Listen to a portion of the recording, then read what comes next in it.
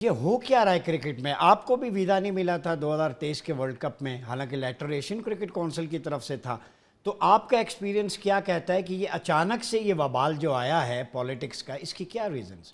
देखिए, भारत में क्रिकेट को मोदी सरकार एक सियासी आला के तौर पे इस्तेमाल कर रही है, इसमें कोई दो राय नहीं है। और मैं अब भी समझता हूँ कि पाकिस्तान और इंडिया में cricket it's not just a sports, it's a bigger than sports. और फिर लोगों के जहाँ सेंटिमेंट इन्वॉल्व होंगे, फिर वहाँ सियासत की जाती है, वहाँ राजनीति होती है, और वो बड़ा खुल के की जा रही है। मैं नहीं समझता कि हाथ नहीं मिलाया, प्रेस कॉन्फ्रेंस के बाद आपने जो कमेंट्स किए, ऐसे ओछे हथकंडों से आप जो जंग के ज़ख्म हैं उनको जो है वो मरहम लगा सकते हैं। तो वो मैं पिछले भी एक प्रोग्राम में मनोज भाई के साथ था, मैंने उन्हें कहा था कि जंगे फ़ौज को लड़नी चाहिए, सियासतदानों को सियासत करनी चाहिए, खिलाड़ियों को खेलना चाहिए। हमें जिस तरह आप कहते हैं कि आईसीसी और एशियन क्रिकेट काउंसिल के नॉर्म्स को फॉलो करते हुए, उनकी कमिटमेंट को अडेयर करते हुए हमने मैच खेला, तो इसी मैच की जो एक डिमांड थी कि आपको फिर मैच के अंदर स्पोर्ट्समैन स्पिरिट भी दिखानी है, आपको टॉस पे हाथ भी मिलाना है, आपको मैच हारने जीतने के बाद स्पोर्ट्स करीब लाता है, दूरियां नहीं मैंने बढ़ाता। एक और बात उस दिन भी आपको भाई याद होगा कहा था कि मैंने कहा इस रीजन में इंडिया पाकिस्तान एक दूसरे को उठा के किसी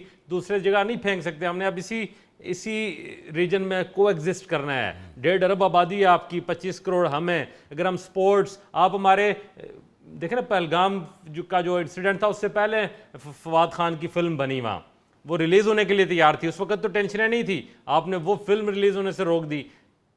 स्पोर्ट्स कल्चर, इन चीज़ों से तो हम फिर पीपल टू पीपल कांटेक्ट तो हमें करना है। मैं हमेशा ये कहता हूँ कि हम जब भी दुनिया भर में स्पोर्ट्स कवर करने जाते हैं, पूरी दुनिया से जर्नलिस्ट आए होते हैं, लेकिन हमारा उठना बैठना इंडियन दोस्तों के साथ ही होता है। और मैं जितने इंडियन जर्नलिस्ट से मिला हूँ, मनोज भाई बहुत पॉजिटिव आदमी है, शायकीन से मिला हूँ, उनके अंदर कोई नफरत नहीं है।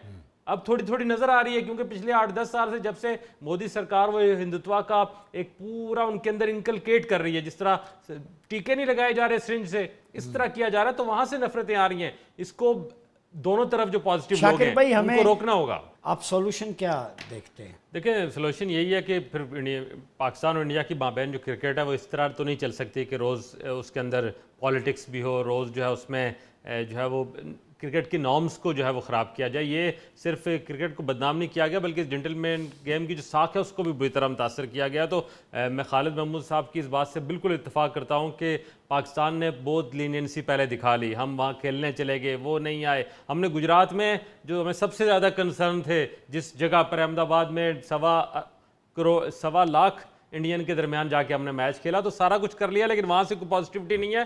तो सिर्फ इधर से अब ठंडी हवाएं नहीं जानी चाहिए, यहाँ से भी अब कुछ लू चलनी चाहिए, जिसका वहाँ से जो है वो तदारुक करने के लिए उन्हें भी अब बैलेंस और बराबरी की सतह पर आना चाहिए। और पाकिस्तान को महर नाउ और नेवर वाली पोजीशन है, हमें अब बिल्कुल किसी किस्म की कोई लचक, कोई जो है वो हमदर्दी, अब हमें भी मुझे लगता है कि स्पोर्ट्समैन स्पिरिट को थोड़ा सा साइड पे रखकर हमें ईंट का जवाब पत्थर से देना पड़ेगा, तभी पाकिस्तान अपनी साख को जो है वो बरकरार रखेगा।